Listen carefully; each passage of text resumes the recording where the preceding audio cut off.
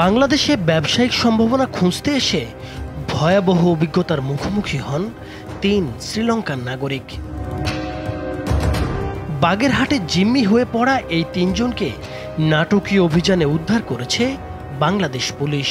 আমরা তথ্য প্রযুক্তির সাহায্যে রাতের বেলা অভিযান করি, প্রায় অলমোস্ট ভোর রাত পর্যন্ত। এই ঘটনায় যখন এটা আমরা জানি, প্রথমে একটা জানি আমাদের দুইজন ভিকটিম শ্রীলঙ্কান, কিন্তু রিয়েল যে অভিযান, এই অভিযানে যে আমরা ৩ জন শ্রীলঙ্কান নাগরিককে পাই, তারা আপনাদের সামনে, তারা সুস্থ আছে, ভালো আছে। বুধবার গভীর রাতে বাগেরহাটের মোল্লাহাট উপজেলার এক নির্জন বাড়ি থেকে তাদের উদ্ধার করা হয়। জিম্মি দশায় থাকা ৩ জন হলেন মালাভি পাথিরানা, তার স্ত্রী পাথিরানা এবং থুপ্পি মুদিয়ান সেলাগ নীল।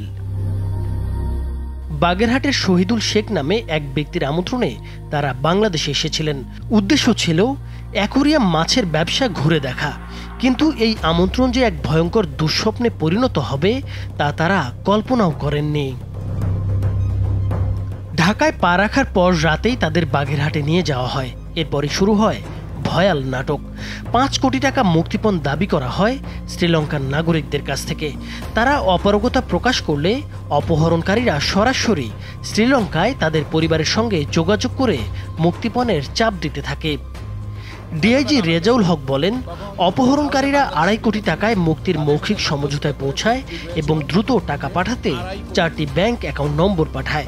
বিষয়টি জানতে পেরে শ্রীলঙ্কান হাইকমিশন বাংলাদেশ কর্তৃপক্ষকে অবহিত করে এবং শুরু হয় দুঃসাহসিক উদ্ধার অভিযান। এত টাকা আমার কাছে নেই।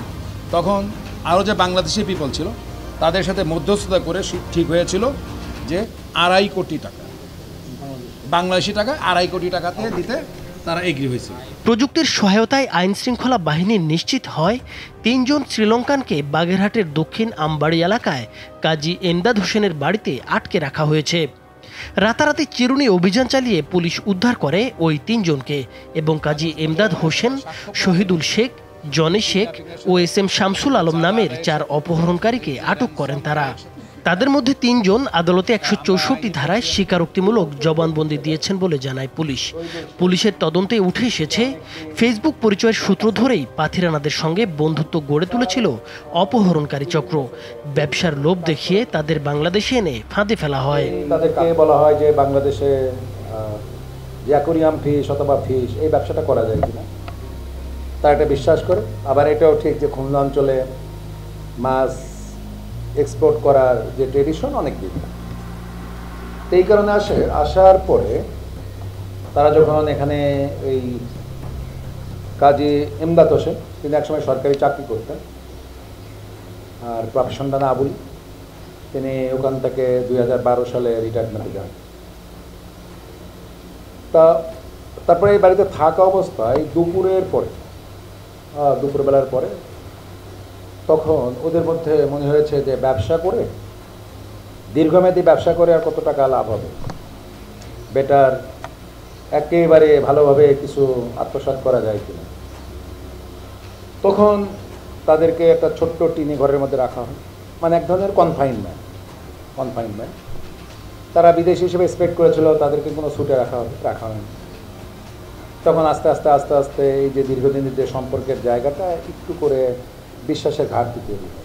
এক পর্যায়ে এই কাজী যে এমদাদ হোসেন এর বাড়িতে এই চক্রান্তের সাথে জড়িত আরেকজন মানুষ এস.এম. শামসুল আলম, পিতা এস.এম. শাহাবুদ্দিন চরকুলিয়া, তিনিও মোল্লারহাটেরই মানুষ। সে এই ঘটনাটার একেবারে প্ল্যানার, শামসুল আলম তিনি প্ল্যানার। তিনি তখন তাদেরকে, তার যারা সহযোগী ছিল, এই যে যাদেরকে নাম বললাম, এমদাদ, শামসুল, শহীদুল, জনি শেখ, তা এদের সাথে বলে যে না, এদের সাথে ব্যবসা করা যাবে না, অন্য কিছু করতে হবে। তো অন্য কিছু করতে যে এই শামসুল আলম সাহেব এবং জনি শেখ এরা তখন তার কাছে টাকা চায়।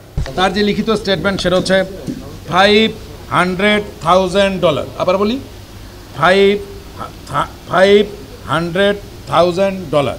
এটা একটা বিশাল অ্যামাউন্ট। এই অ্যামাউন্ট তার পক্ষে দেওয়া সম্ভব না। তখন সে নিগোশিয়েট করে, এই যে যারা অপরাধী, যারা এই অপহরণের সাথে জড়িত, তাদের সাথে নিগোশিয়েট করে বলছে এত টাকা আমার কাছে নেই। তখন আরও যে বাংলাদেশি পিপল ছিল, তাদের সাথে মধ্যস্থতা করে ঠিক হয়েছিল যে 2.5 কোটি টাকা, বাংলাদেশি টাকা 2.5 কোটি টাকাতে দিতে তারা এগ্রি হয়েছিল। উদ্ধারের পর মালাভি পাথিরানা সংবাদ সম্মেলনে আবেগঘন কণ্ঠে বলেন, কিছু খারাপ মানুষের কারণে আমি বাংলাদেশের মাটিকে ছোট করতে চাই না। এদেশের অধিকাংশ মানুষই ভালো। পুলিশ বলছে এই ঘটনায় একটি মামলা হয়েছে এবং জড়িতদের আইনের আওতায় এনে দৃষ্টান্তমূলক শাস্তির ব্যবস্থা করা হবে।